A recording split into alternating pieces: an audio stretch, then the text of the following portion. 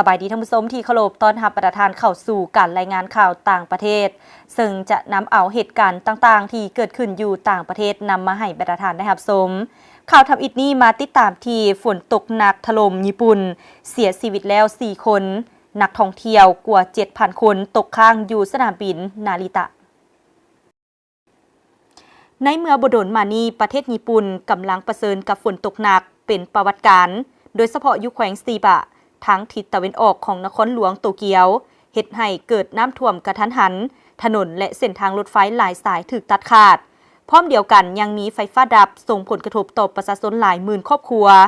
ปัจจุบันมีรายงานผู้เสียชีวิตแล้วอย่างน้อย4คนและอีก1คนยังสูญหายโดยหนึ่งในผู้เสียชีวิตแม่นแม่หญิงอายุ66ปีที่ติดอยู่ภายในรถที่ถูกน้ำท่วมขณะเดียวกันเจ้าหน้าที่ได้ส่งกำลังทหารเข้าช่วยเหลือผู้ประสบภัยในพื้นที่ดังกล่าวแล้วสถานการณ์ดังกล่าวยังส่งผลกระทบต่อการเดินทางอย่างหนักโดยเฉพาะสนามบินนานาชาตินาริตะมีผู้โดยสารตกค้างประมาณ 7,000 คนหลังจากรถไฟและรถโดยสารบ่สามารถเปิดให้บริการได้ตามปกติทางนี้พื้นที่บางส่วนของแขวงซิบะมีปริมาณน้ำฝนสะสมภายใน24ชั่วโมงหลายกว่า360มิลลิเมตรส่งผลให้เกิดน้ำท่วมเป็นวงกว้างและมีการตัดไฟในหลายพื้นที่ขณะที่ทั้งการยังคงเฝ้าระวังการเกิดฝนตกหนักและน้ำท่วมตื่มอีก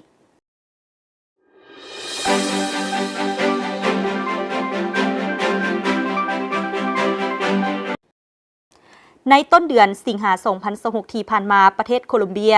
ยังคงเดินหน้าปฏิบัติการค้นหาและกู้ภัยอย่างต่อเนื่องหลังเกิดเหตุแผ่นดินไหวขนาด 7.4 ลิกเตอร์เมื่อวันที่ 10 สิงหาคม 2026 นี้ส่งผลให้มีผู้เสียชีวิตแล้วอย่างน้อย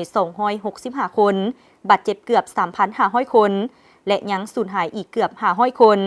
ขณะที่อาคารบ้านเรือนจำนวนหลายได้รับความเสียหายเขตที่ได้รับผลกระทบอย่างรุนแรงแม่นอยู่ทางภาคตะวันตกของประเทศโดยเฉพาะเมืองกาลีและเปเรลาเจ้าหน้าที่ทหารหน่วยกู้ภัยและอาสาสมัครยังสืบต่อดำเนินการค้นหาผู้ที่อาจจะติดอยู่ก้องซากอาคาร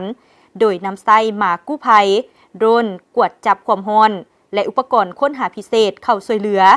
ท่านอาเบลักโดเดลาเอสเปียาประธานาธิบดีโคลอมเบีย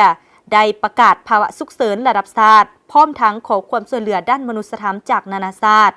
แผ่นดินไหวครั้งนี้ถือว่ารุนแรงที่สุดที่ประเทศโคลอมเบียในรอบทศวรรษและแรงสั่นสะเทือนยังสามารถรับรู้ได้ถึงประเทศอ้อมข้างเช่น